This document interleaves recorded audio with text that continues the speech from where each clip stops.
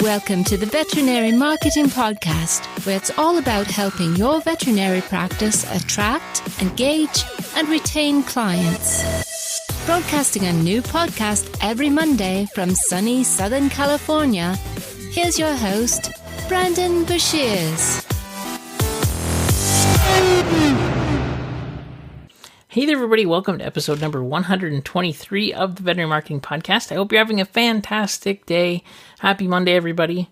Today's episode, we are going to dive in to talk about, is digital marketing dead? Is it still working? Can you do digital marketing and make positive ROI, generate new clients, engage with current clients, and just help to grow your veterinary practice? So the reason for this episode specifically is the Facebook algorithm update that was just announced on January 11th, 2018. So I know that in the future, if you're listening to this, you're going to say, oh, that was a long time ago. This is still going to be relevant. We're going to be talking about the cycle that marketers do to ruin basically every platform that has ever existed, going all the way back to print advertising. So we're going to talk about that. We're going to talk about how platforms change, how the rules change, and what to do about it. So it's going to be really, really valuable.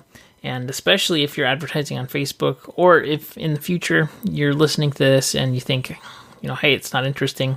I don't need this. That was, a year ago or something. We're going to talk about how to avoid being caught in different changes and what happens and what to do when platforms like Facebook or Instagram or Snapchat or whatever comes out, when they change the rules so that you lose that organic traffic. And I think that we have some good strategies that will really help to, fix this for you. So it's going to be a great episode. Be sure to listen all the way through. So before we begin, just a few things. First, I'd like to mention our sponsor for this episode. It is usedvetequipment.com. Head on over to usedvetequipment.com. This is a website by Brad Haven, and it's been online for 5 years now. And Used Vet Equipment brings buyers and sellers together. So do you have any used equipment in your storage room that you're looking to sell? Do you have anything that's just gathering dust that you could use to maybe generate some cash to pay for advertising, for example? Are you looking to save money? Are you trying to buy equipment used? Well, Used Vet Equipment has all kinds of equipment. They've got cages, kennels, x-rays, ultrasounds, surgery and laser equipment, laboratory equipment from IDEX or Abaxis. They got tables, tubs, sinks, and lots of miscellaneous items. So if you're wanting to buy and sell, head on over to usedvetequipment.com. It's basically like eBay for vets, and Brad's got it all set up so that both the buyers and the sellers are happy. If you go to usedvetequipment.com, you can check out lots of testimonials. Also, you can list products there for sale, and it's very, very simple and convenient. So head on over to usedvetequipment.com, check it out, and tell Brad that you heard about it on the Veterinary Marketing Podcast. All right, another thing that I want to mention here is if you haven't done so already, be sure to subscribe in iTunes or on Google Play. That way you get the podcast delivered to your phone or mobile device right when it comes out. If you could also do me a huge favor, if you could please leave me an honest review in iTunes or Google Play, I would really, really appreciate it if you enjoy the podcast. And if you have any questions or need help with anything, as always, please don't hesitate to reach out. One of the best places to reach me is on my Facebook page. You can head on over to facebook.com/veterinary marketing podcast and send me a message there through Messenger, and I respond pretty quickly typically. So if you ever have any questions, need help with anything, again, don't hesitate to reach out. I'd also like to mention that I'm doing a webinar on the 25th of January, and it's going to be specifically about generating new clients using Facebook. And so a lot of things have changed since I initially started marketing this event here, and so I'm going to have to update my presentation, but I think it's more important now than ever before. So if you're interested, you can head on over to my Facebook page and register for that as well. All right, so let's get into today's episode. Today's episode is all about changes to marketing platforms, and changes have been happening all the time. So things have basically since the invention of advertising, there's been cycles to marketing, and we're going to talk about that here in just a second. But the premise that kind of runs all of these cycles is that marketers ruin everything. So if somebody will discover a platform, a medium, a way to reach a target audience, and then they'll find a way to exploit it. And then basically more marketers will come and it'll get so crowded that it doesn't work. Think of it like, let's say somebody found a really good fishing hole, right? They're going fishing. They found a secret fishing spot. It has the best fish there. They're huge. And one guy goes and he finds this spot and he just is so excited. Well, somebody sees him walking back to his truck with all of these huge fish, and they go over and they follow it and they find the same fishing hole, right? Now all of a sudden you have 50 guys there every morning fishing the same fishing hole. All of a sudden, for some reason, the fish stopped biting, right? What happened? Well, same thing as with marketing. So something will come out.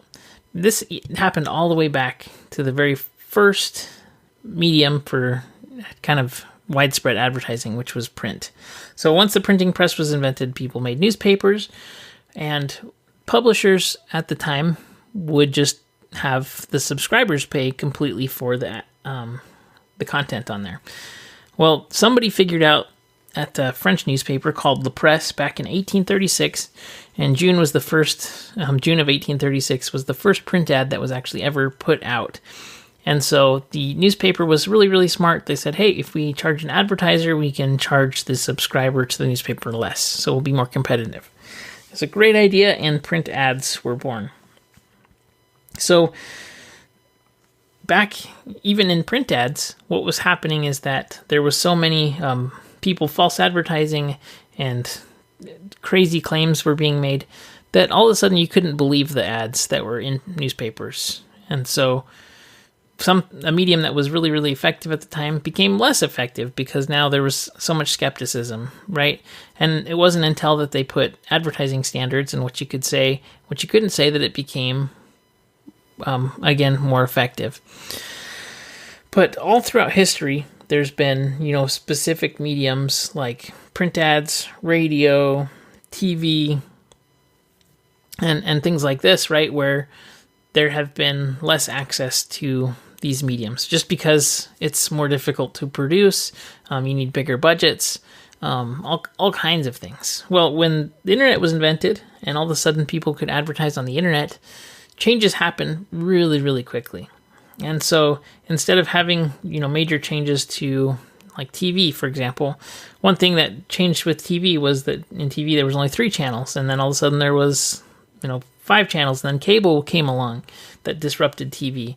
And then after cable came along, there was the recording and DVR, and then people could fast forward through commercials.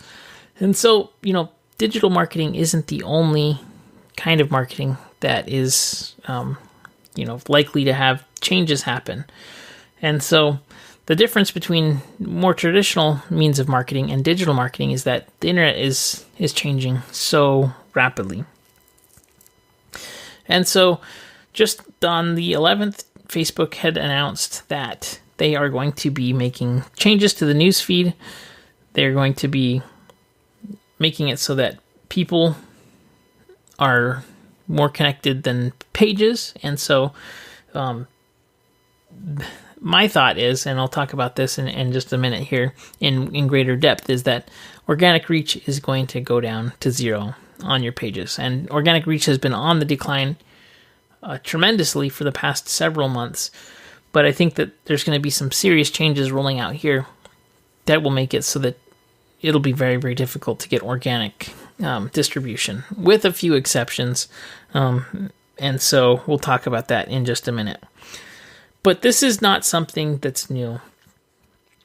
So, back when, for example, the internet came out, people discovered that you could do pop-up ads, and they worked really, really good when they first came out. But then there were so many people doing pop-up ads that they became annoying, right? And then the word pop-up is now synonymous with spam. Same thing with email. Email was really, really effective way, and it still is. There's, spam guards and all kinds of things. But back in the day, that you hardly received emails at all. So all of a sudden, people selling supplements could just get email addresses and then email blast people that hadn't opted in. And that was an effective way to reach people. Well, that is spamming. And so unless you have consent to email people, and they've changed things now, right? But email has also gone through several versions of this algorithm change. I don't know if you remember, several years ago, Google added the promotion email inbox, and where they'll have paid promotions, social, and then your general inbox. And so many people said, this is the end of email marketing. And that's not true. Email marketing is still around. Google and SEO, for example. Ever since Google started doing search engine results, people have been trying to trick and manipulate the system so that they can raise their rankings. And so over time, Google has gotten really good at changing it so that it will adjust results based on their algorithm that nobody knows about.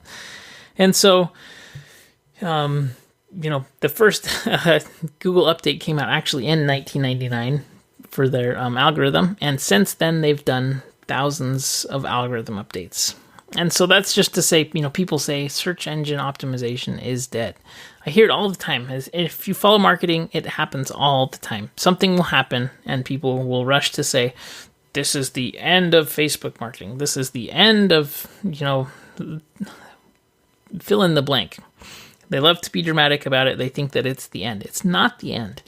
The rules change, and you have to just work within those rules. So, unfortunately, because digital marketing is so fast-paced and changing all the time, you do have to work a lot. And so strategies will change, but this kind of volatility is something that creates a lot of opportunity. And I'll explain what I mean about that in just a minute here.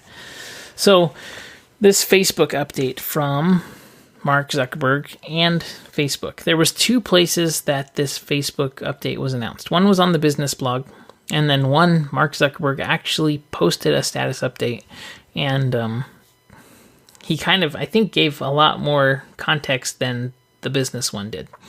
So the business update basically said, hey, we're trying to increase user experience, and we're trying to make it so that people are engaging with other people. Now, one reason why they're doing that is because I think that they're probably concerned that their platform is going to get less engagement over time as a result of just constantly being kind of barraged with business pages and all kinds of weird, or not weird, but just it's too noisy. And so I think they're trying to stay away from that. So, for example, like with Twitter, it's so noisy. It's extremely hard to, I think, find meaningful connections and conversations there unless you're working really hard at it. And so Twitter is really, really noisy. The average tweet lasts like a second, and there's just so much noise there. I don't care for it personally. And so the user base in Twitter has been going down for quite some time. I think the only thing keeping Twitter up is that the president is on there, and celebrities too. And there's a lot of fighting that's kind of entertaining. But other than that, I think that they kind of missed the boat in changing their platform too late. And they've made adjustments and things, but it's just a little bit too late. I don't think that they can recapture the market share that they once had. And so I think that Facebook right now is being proactive, which is good. And although it's going to hurt right now because their stock price dipped about 5% over the weekend. And so even though this is going to be a little bit of a painful situation for them as a business, I'm sure all these changes are going to be kind of weird and scary. I think that it's probably going to benefit Facebook in the long run. So basically, the business side said that there's a business update with Facebook said that this update is going to make it so that you see friends posts more often. it's going to be focusing on content that helps to generate engagement, conversation, and that they're doing this so that they can improve the experience. I think that sounds all good. It was very vague. They weren't talking specifically like, is there going to be any engagement? The last update that they did, and they've been, talking about this, that they're doing changes specifically for pages. But the last update that they did, they said that there's going to be winners and losers. So people that are engaging in certain activities are going to be losers, and basically there's going to be a kind of a transfer of attention to winners that are kind of engaging in the way that they want pages to engage. Now this time they didn't say that. They said all pages are losers and that there is no winners here. So that's kind of frustrating, but it's important to know. And for this reason, I really think that because they didn't mention that there was going to be winners at all, I think that organic reach will be dead. And I think that that's okay. I don't think that it sounds scary, but I think it's going to be okay. We'll talk about that more in a second here. But I want to contrast that statement from the business blog with Mark Zuckerberg's actual post. And his post, I think, revealed a lot more than the business post. So I think that probably Mark Zuckerberg is pretty concerned with his legacy. And I think that one thing that he's looking at is, and one thing that he mentioned, which was really, really interesting, which is why I said that, is because he said that he's going to make changes that will decrease user activity. So that is a really significant thing for the CEO and founder of an app to say. If he wants people to have a higher quality experience and use it for less, that's not what anybody says about their app. Everybody wants their app to be used far more, and they just are always looking for more engagement and more metrics. It's going to be really, really interesting to see when he says that he is looking to, he expects that people may use the site less, but that they'll be more connected and better connected than ever. To me, that doesn't mean that taking away pages and business posts is going to achieve that. So I'm going to assume that there's going to be a lot more large-scale changes, and it's going to be really interesting to see what happens. But I don't think that they told us everything that's going to be changing here, and I expect that there's going to be significant changes. So knowing that there's going to be significant changes and that there's a lot of unknowns as far as how do we get posts out, can we connect with these audiences that we've been building, what should we do? So there's a few things that I think you should do. First, I think that understanding that games change all the time and the game of digital marketing is changing constantly, I think that it's still very valuable to be building these assets. So showing up on different platforms, if you're thinking like, oh, you know what, what's the point? If I am, going to be doing this for 2 or 3 years and then they're going to change it and take it away anyways, what's the point of it? Well, the point is that you had 2 or 3 years to actually get an audience and you engaged with them and you built it up. And so just is the way that digital marketing works. I'm not saying that you're not going to be able to get any engagement here, but I know that it feels really frustrating right now because you're just getting the hang of things and then they change it. It's totally worth it because you'll be able to engage your clients and help to provide better care for your pets as long as you're producing content and things, and giving out offers and all these other things. As long as you're doing that, it's going to be beneficial for you and your business. So just a little bit ago, I mentioned that volatility is an opportunity. And so as frustrating as this is for you, it's the same for everyone else too. And so if you're willing to do the work as far as figure out what rules are within a platform, whether it's, okay, you know what, the text ads or text posts aren't going to have any distribution, so we're going to have to start producing video now. Or, the engagement posts that we used to post, with comment below on your dog's name or, whatever it was, with whatever they changed the rules to, as long as you can figure out something that's working and that will work and do that work, you're going to be ahead. And so these constant changes they really create opportunities. And I think that if you think of them as opportunities instead of obstacles, that is really, really helpful. So not only are you facing these problems, but everybody else is in the marketplace too. And so if you think, hey, I'm going to be creative and figure out a way to get to the clients and help them, hear my message and connect with them, you're going to be way ahead of everyone else. So and I think that's a good rule as far as for any business owner, whether it's taxes or tax law, or things that are just out of your control. If it's not in your control, you can't stress about it. You need to figure out how to work within the system and then do the best that you can.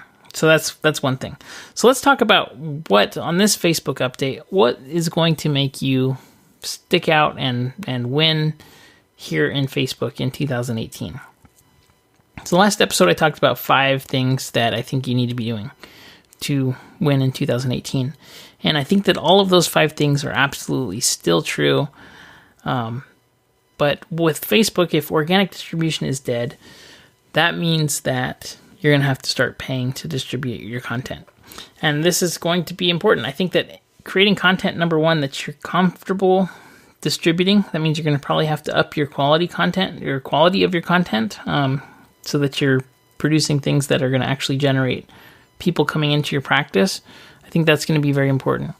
I think that you need to be entertaining as much as possible, and be really authentic and build a brand that people engage with like a person. So if you want to get any kind of organic distribution, I think you're going to have to be really personal and really authentic, entertaining, and just really work on content. Content is going to be the bridge that helps to develop, that relationship with the person who you're going to be trying to get to come into your practice. I think groups are also going to be very important, or they're going to be a great way to get distribution still. People engage in groups like communities, and so identifying the people that you want to do business with, that you want to be coming into your practice, and then building a group that has content and kind of a forum for people to engage with each other. That's going to be something that could be a really big win for you in 2018. This is also a really good example of that you can't put all of your eggs in one basket. Since marketing is changing all the time, this could happen. What if all of a sudden Google made a ranking change and then you lost all of your organic traffic? Let's say that they did a change to AdWords, you lost all your AdWords traffic, and then you lost Facebook. What would you do, right?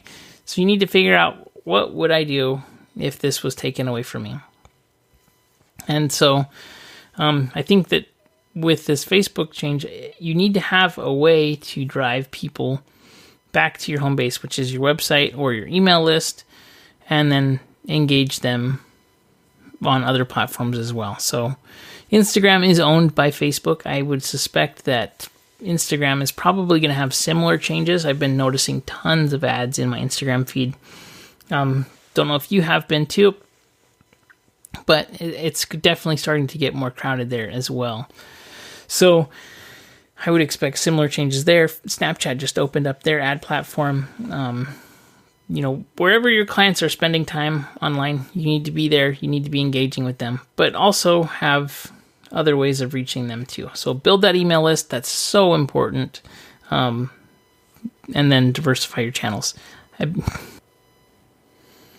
Now, another thing that everybody's talking about is that chatbots are going to be what businesses use to dominate and to kind of get back to where they were with engagement and things. And I've been hearing a lot about this. Right now, the current state of chatbots, I absolutely love chatbots, and I think that they're amazing. They're fantastic tools to use to reach audiences and all kinds of things. But if all of the Facebook pages just went over to chatbots now, it would make that so noisy that it would be completely ineffective. Messenger doesn't have tagging and organizing systems like email does, and so it would just be so crowded.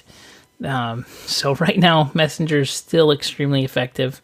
I can get consistently 90% open rates on my Messenger bot broadcasts for people, but I just fear that people are going to rush into Messenger bots and ruin that platform just like they did every other platform. I think messenger bots will have a far greater backlash because I see people being angry about receiving messages there versus, not necessarily angry that they're seeing ads in their news feed. So I think messenger bots are great. I would just say that that's probably going to be a very short-lived medium for the same kind of reason why we're seeing this problem in Facebook right now. So make sure you consider that when you start thinking about Facebook Messenger bots. By the way, I did do an episode on Facebook Messenger bots and chat bots. So if you want to go back, I think it was episode 111. I'm not 100% sure on that. I will put that in show notes at veterinarymarketingpodcast.com. But I think the key takeaway here is that it's going to be okay. You're going to be okay. You need to, number one, realize that you're going to have to produce really high quality content. It's 2018. It's time to produce content. Start creating video content. As a part of your business and business activities, you need to be generating content in your practice.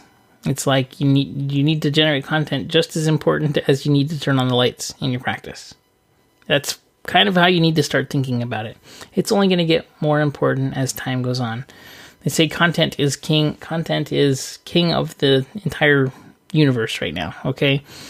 Content is what's going to get people to give you attention. And as platforms change and evolve, if your content is good, you will be able to reach people. So that's one thing. I think that people that are doing videos that are entertaining, they're not going to see that huge drop in engagement and things. So that's something that's very, very important. If you can stand out from a content perspective in the veterinary industry, you will win in 2018 for sure. So most veterinary practices are so boring with the content that they produce. If you can be entertaining, fun, show personality, and really engage with people that you are looking to engage with, you're just going to win. It's going to be fantastic. And although it seems like a huge bummer that Facebook is making these changes, I think that this is going to really have a positive effect. YouTube went through something similar, I want to say in 2007 or 2008. So YouTube was growing. It was kind of the peak of YouTube's growth. They had been acquired by Google, and they had been running for several years. There was a lot of creators emerging, and it was a really interesting time for YouTube and things.